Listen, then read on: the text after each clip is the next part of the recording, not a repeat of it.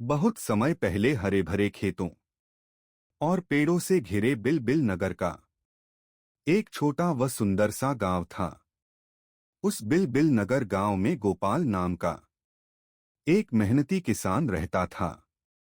उसका परिवार बड़ा नहीं था। वह, उसकी पत्नी सीता और उनकी प्यारी गाय गौरी। गौरी सिर्फ एक जानवर नहीं थी, बल्कि परिवार का हिस्सा थी। गोपाल उसे अपनी बेटी की तरह प्यार करता था। एक दिन सुबह सुबह गौरी ने एक सुंदर सी बछिया को जन्म दिया। बछिया बिल्कुल सफेद थी। माथे पर भूरा सा छोटा निशान था। सीता ने खुशी से कहा, इसका नाम चांदनी रखेंगे, क्योंकि यह चांद की तरह सुंदर है। पूरे घर में खुशी का माहौल था। पहला महीना नन्ही चांदनी। चांदनी बहुत छोटी और कमजोर थी। वह खड़े होने की कोशिश करती, लेकिन उसके पैर कांप जाते। गौरी उसे प्यार से चाटती और पास खड़ा रहने का सहारा देती। गोपाल ने उसके लिए सूखी घास और साफ जगह के लिए बैठने के लिए तैयार किया। धीरे धीरे चांदनी ने ठीक से चलना सीख लिया। जब वह पहली बार बिना गिरे कुछ कदम चली, तो गोपाल की आंखों में खुशी के आंसू आ गए। दूसरा महीना, नई दुनिया की शुरुआत। अब चांदनी थोड़ी मजबूत हो गई थी। वह आंगन में इधर उधर दौड़ती और कभी कभी मुर्गियों को देखकर उछल उछल जाती। गांव के बच्चे उसे देखने आते और सारे बच्चे उसके साथ खेलते। एक दिन वह खेलते खेलते आंगन के बाहर चली गई। उसे देखकर सीता घबरा गई, लेकिन गौरी ने जोर से रंभाकर उसे वापस बुला लिया। उस दिन से चांदनी समझ गई कि माँ की बात माननी चाहिए। तीसरा महीना, सीखने का समय।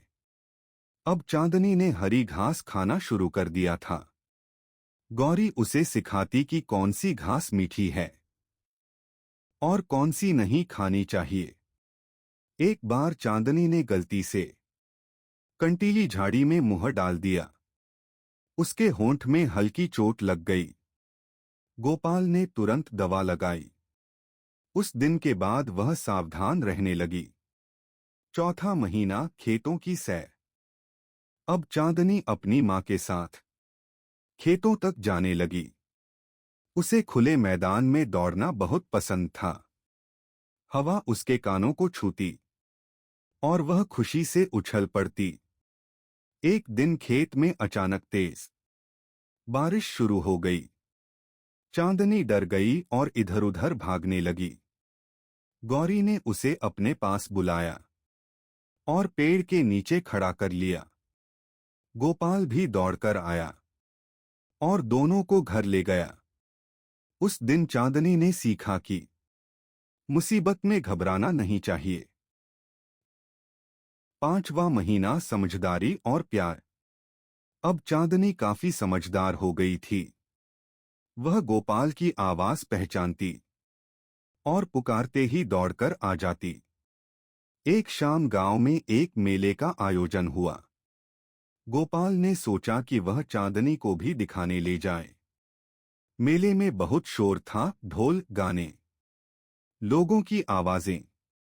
पहले तो चांदनी डर गई, लेकिन जब गोपाल ने उसके सिर पर हाथ फेरा तो वह शांत हो गई। गांव के लोगों ने कहा, गोपाल, तुम्हारी बछिया तो बहुत सुंदर और स्वस्थ है। छठा महीना, गर्व का दिन। 6 महीने बीतते बीतते चांदनी मजबूत और चमकदार हो गई थी। उसकी चाल में आत्मविश्वास था। अब वह सिर्फ खेलने वाली बछिया नहीं रही, बल्कि एक समझदार और प्यारी गाय बन रही थी। एक दिन गांव में पशु प्रदर्शनी हुई।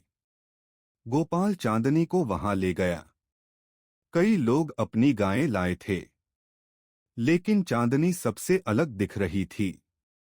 उसकी देखभाल और सेहत को देखकर उसे पहला पुरस्कार मिला। गोपाल ने खुशी से चांदनी को गले लगाया और कहा, तुम सिर्फ मेरी गाय नहीं, मेरी मेहनत और प्यार की पहचान हो। गौरी भी पास खड़ी जैसे मुस्कुरा रही थी।